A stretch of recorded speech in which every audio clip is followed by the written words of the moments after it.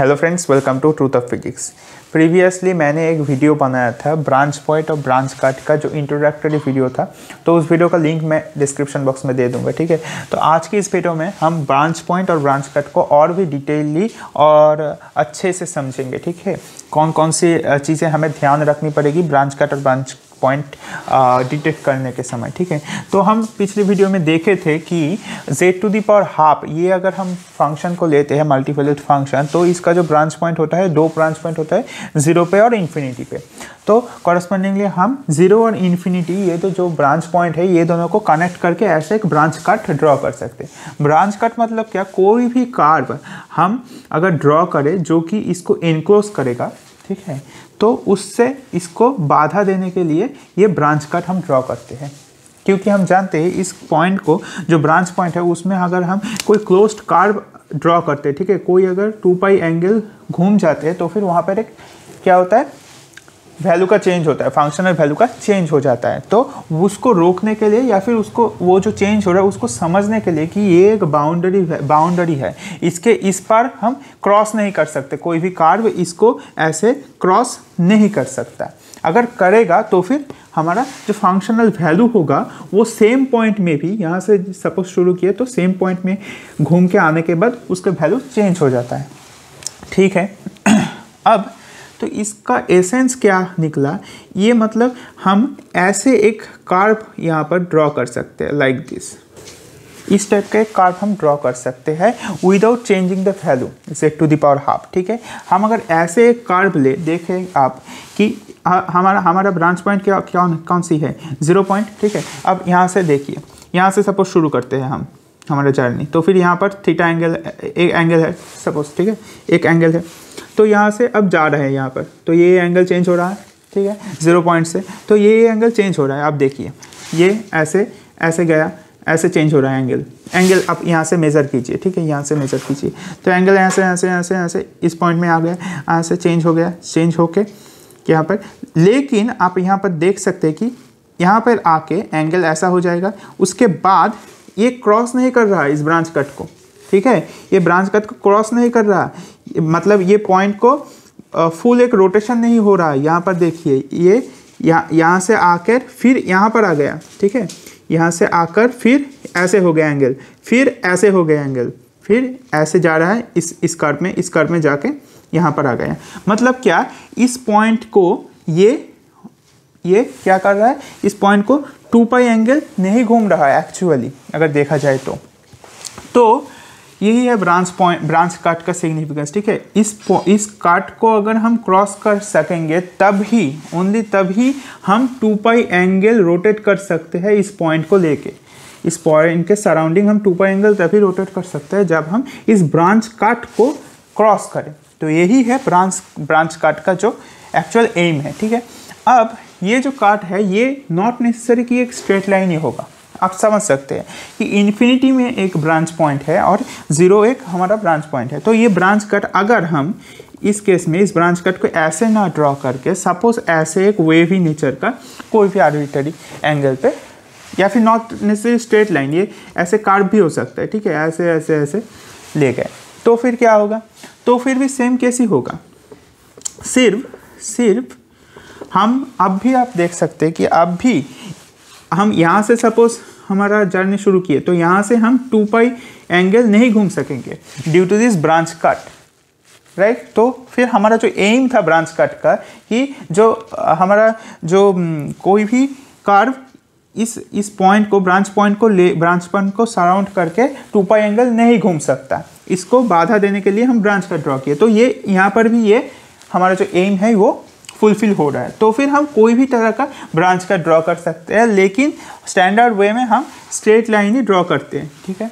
अब कुछ और इम्पोर्टेंट चीज़ें, सपोज हमारे पास कोई एक फंक्शन है, ठीक है, तो उस फंक्शन के लिए हमारे पास सपोज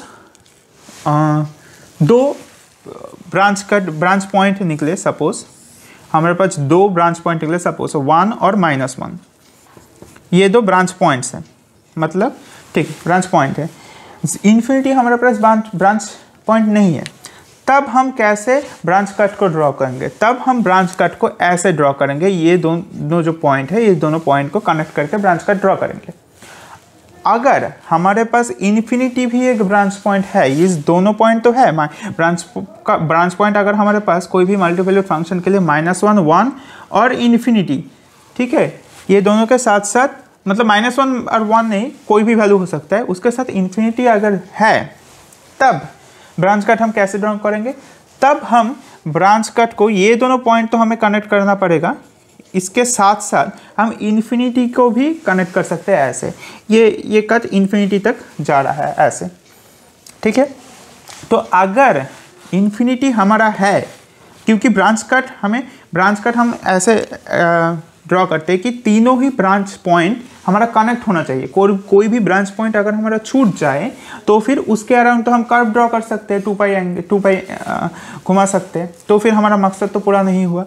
तो फिर अगर हमको सारे पॉइंट को, ब्रांच पॉइंट को कनेक्ट कर देना पड़ेगा, तब कोई भी कर्व ऐसे कट नहीं कर पाएगा इसको, ठीक है। तो क्यों, अच्छा, यहाँ पर एक एक्सैजरेट हम ड्राइंग कर सकते हैं कि इसको भी, यहाँ पर दोनों ब्रांच पॉइंट है, -1 और 1, यहाँ पर आप सोच सकते हैं कि यहाँ पर भी तो हम इसको इन्फिनिटी तक प्रोलॉन्ग कर सकते हैं, कोई प्रॉब्लम नहीं।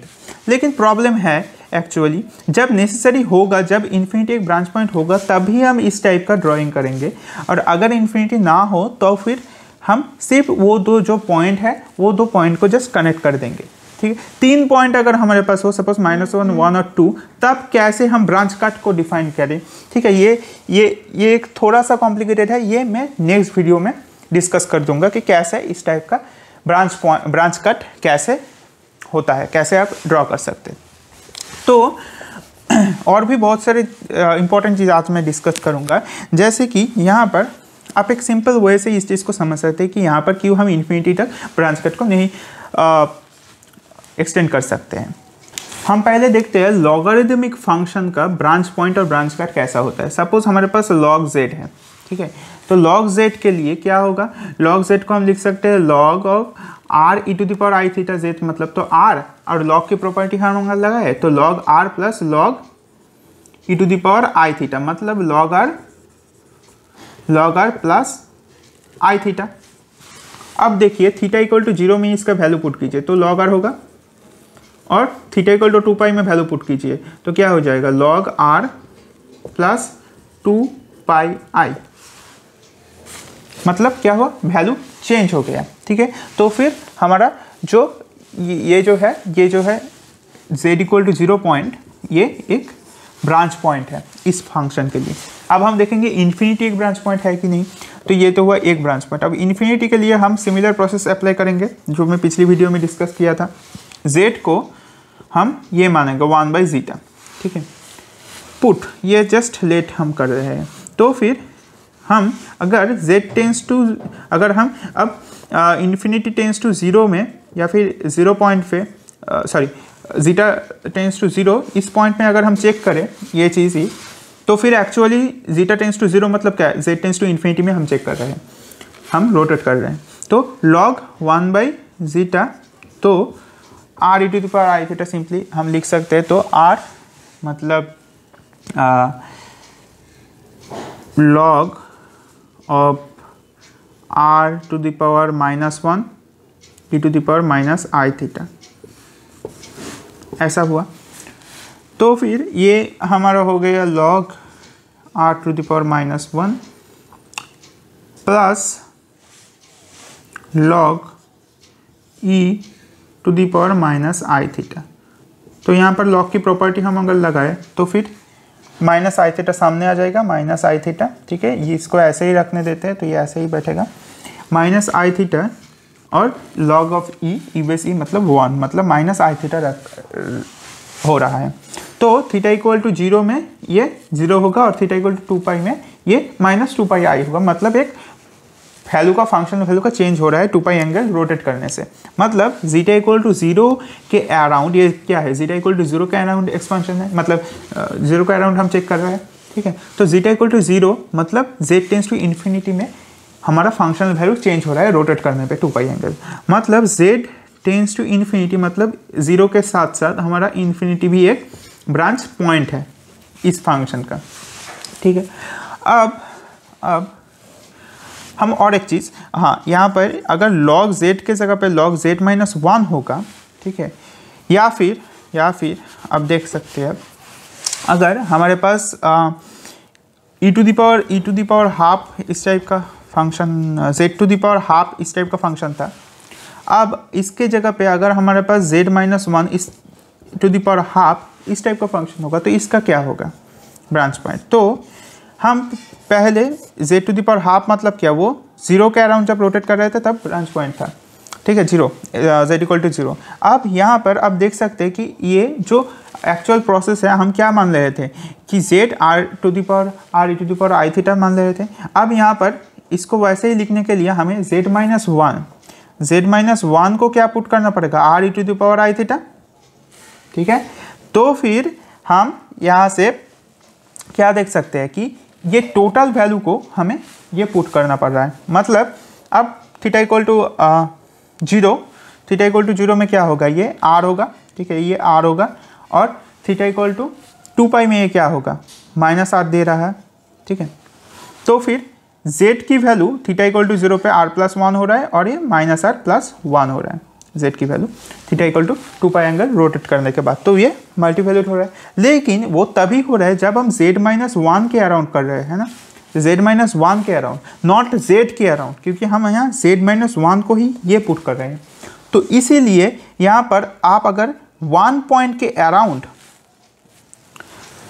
z माइनस 1 मतलब क्या, ये z minus 1 equals to r e to power i theta मतलब क्या, ये 1 पॉइंट के अराउंड है। क्योंकि आप जब z के अराउंड, z जब था हमारा फंक्शन तब एक्चुअली में क्या था, z माइनस 0 हम इसे कल्पना कर सकते हैं, z minus 0 whole to the power half. तो ये माइनस साइन के बाद जो भी रह रहा है, जैसे कि यहाँ पर 0 है, तो एक्चुअल ये 0 से ही हो रहा था। अब यहाँ पर क्या है, z minus 1 whole to the power half है, तो फिर z माइनस के बाद क्या है, 1 है, तो फिर यहाँ पर 1 के अराउंड होगा, ठीक है। 1 के अराउंड हम अगर रोटेट कर रहे हैं तो फिर हमारा ऐसे चेंज हो रहा है फंक्शनल वैल्यू। तो फिर यहाँ पर 1 जो है ये एक ब्रांच पॉइंट होगा, मतलब z माइनस 1 अगर whole to the power half ऐसा फंक्शन होगा तो फिर हम z माइनस 1 को 0 पुट करेंगे, यहाँ से z का जो वैल्यू आएगा, ठीक है, 1, यही होगा हमारा ब्रांच पॉइंट, ठीक है। अगर हम जानते हैं कि z to the power half इस टाइप का फंक्शन एक ब्रांच, इस टाइप का फंक्शन का जो ब्रांच पॉइंट है वो 0 में है, तो फिर ये जस्ट अगर शिफ्टेड होगा ऐसा z माइनस 1, तो फिर इसका जो ब्रांच पॉइंट होगा वो इस इक्वेशन को 0 करना पड़ेगा, ठीक है। वहाँ से जो z का वैल्यू होगा वही होगा इसका ब्रांच पॉइंट, ठीक है। ये भी एक चीज़ है। इस सब ये जो सारी चीज़ें मैं बता रहा हूँ, इस सब के ऊपर मैं प्रॉब्लम्स डिस्कस कर लूँगा इसके बाद के जो लेक्चर्स होगा, ठीक है, आगे आने वाली वीडियोस में। तो आज मैं बहुत ही इंपॉर्टेंट चीज़ है ये सब चीज़ें डिस्कस कर लेता हूँ पहले। अब यहाँ पर जो था, यहाँ पर एक हम फंक्शन लेते हैं सपोज, ठीक है, इस टाइप का एक फंक्शन लेते हैं log z minus 1 by z plus 1, ये फंक्शन को लेते हैं, इसका ब्रांच पॉइंट हम देखेंगे। अब ये जो फंक्शन है इसको हम ऐसा लिख सकते हैं log की प्रॉपर्टी से, ठीक है, डिवाइडेड बाई मतलब ये माइनस हो जाएगा ऐसे। तो यहाँ से आप देख सकते हैं कि क्योंकि log z जो फंक्शन है उसका जो ब्रांच पॉइंट है वो 0 है, तो यहाँ पर जस्ट शिफ्टेड है z माइनस 1, तो इसका जो ब्रांच पॉइंट होगा वो 1 होगा और इसका जो ब्रांच पॉइंट होगा वो माइनस 1 होगा। तो इसका 2 ब्रांच पॉइंट हमें मिल गया, माइनस 1 और 1। अब इन्फिनिटी का ब्रांच पॉइंट है कि ना, वो हम चेक करते हैं z को 1 बाई जीटा पुट करके। तो ये अगर पुट कर दी यहाँ पे तो ये क्या हो जाएगा, log 1 by zeta minus 1 divided by 1 by zeta plus 1, मतलब log ये क्या हो जाएगा, इसकी चीज़ होगी है log, इसको हम लिख सकते हैं 1 minus zeta divided by 1 plus zeta, ठीक है। अब ये देखिए आप या इसको आप लिख सकते हैं log 1 minus zeta minus log 1 plus zeta. तो इसको भी आप देख सकते हैं कि ये इसका भी जो ब्रांच पॉइंट्स है वो 1 और माइनस 1 है। क्यों, 1 minus zeta equal to zeta put कीजिए, तो जीटा इक्वल टू क्या हो रहा है हमारा, जीटा इक्वल टू 1 हो रहा है, और इससे हमारा -1 आ रहा है, तो एक ही ब्रांच पॉइंट हो रहा है। तो फिर z इक्वल्स टू 1/zeta ये पुट करने के बाद, यानी ये जो हम कैलकुलेशन किए ये एक्चुअली क्या है, z टेंस टू इन्फिनिटी का लिया है, तो इन्फिनिटी के लिए भी हम सेम ही चीज़ मिल रहा है, राइट, सेम ही चीज़ मिल रहा है, मतलब इन्फिनिटी इस केस में इस टाइप का ही मिल रहा है यहाँ पर। तो फिर इन्फिनिटी इस केस में क्योंकि हम जब ये चीज़ पुट की है एक्चुअली यहाँ पे, ठीक है, तो ये जो फॉर्म आ रहा है, राइट, ये जस्ट सिमिलर है इसका। तो एक्चुअली ये मतलब ये पुट करने से एक ही चीज़ में हम पहुँच जा रहे हैं। जो नॉर्मल z-1/z+1 था, इससे जो हमारा ब्रांच पॉइंट्स आ रहा है वही यहाँ पर भी आ रहा है। तो इससे हम कंक्लूड कर सकते हैं कि z टेंस टू इन्फिनिटी इस केस में एक ब्रांच पॉइंट नहीं है इस फंक्शन का। तो फिर इस फंक्शन का दोनों ही ब्रांच पॉइंट होगा, -1 और +1। अब मैं कुछ देर पहले जो आपको बताया कि यहाँ पर क्योंकि इन्फिनिटी का ब्रांच पॉइंट नहीं है, तो फिर हम इन्फिनिटी को ब्रांच कट नहीं कनेक्ट करेंगे, इन्फिनिटी के साथ ये कट नहीं कनेक्ट करेंगे ब्रांच कट के समय। हम इस दोनों को ही ब्रांच कट में, मतलब इस दोनों को कनेक्ट करके ब्रांच कट बनाएंगे। क्यों? देखिए, आप एक कार्व लीजिए यहाँ पे, इससे यहाँ से शुरू कीजिए, यहाँ से कार्व, यहाँ से रोटेट करके यहाँ पर आ गए, ठीक है। तो फिर क्या हो रहा है, देखिए आप ये कार्व एक्चुअली क्या है, अगर सपोज यहाँ पर हम लेते हैं कि इन्फिनिटी में भी एक ब्रांच कट है सपोज, तो फिर ये कार्व क्या हो रहा है, ये कार्व इस ब्रांच कट को कट कर रहा है, राइट। तो फिर यहाँ पर एक फंक्शनल वैल्यू का चेंज होना चाहिए, इस पॉइंट पे फंक्शनल वैल्यू का चेंज होना चाहिए, लेकिन आप देख सकते हैं कि यहाँ पर फंक्शनल वैल्यू का चेंज नहीं होगा। क्यों? क्योंकि ये मतलब क्या, ये दोनों फंक्शन, ठीक है।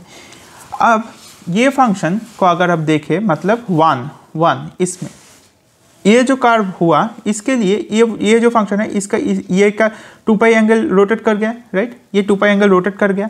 और 2π एंगल रोटेट कर गया मतलब क्या, ये z-1 को क्या पुट करते हैं हम, z-1 को r⁻i θ पुट करते हैं, वहाँ से हमारा +i θ इस टाइप का फॉर्म आता है। अब 0 के लिए अलग होगा और हमारा 0 के लिए ये टर्म नहीं रहेगा, और 2π एंगल रोटेट करने के बाद 2πi ये हो जाएगा, राइट। तो फिर मतलब फंक्शनल वैल्यू का चेंज हो रहा है इस पार्ट के लिए, और सिमिलरली ये कर्व के लिए, ठीक है। और सिमिलरली आप देख सकते हैं कि ये कर्व के लिए भी सेम चीज़ हो रहा है। कैसे?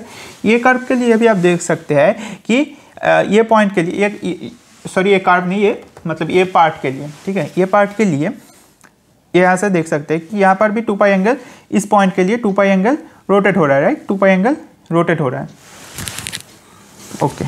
2π एंगल अगर रोटेट हो जाए मतलब इसके लिए भी सिमिलर फैशन में हमारा ब्रांच, सिमिलर फैशन में हमारा 2πi इस अमाउंट का एक चेंज आ रहेगा, ठीक है।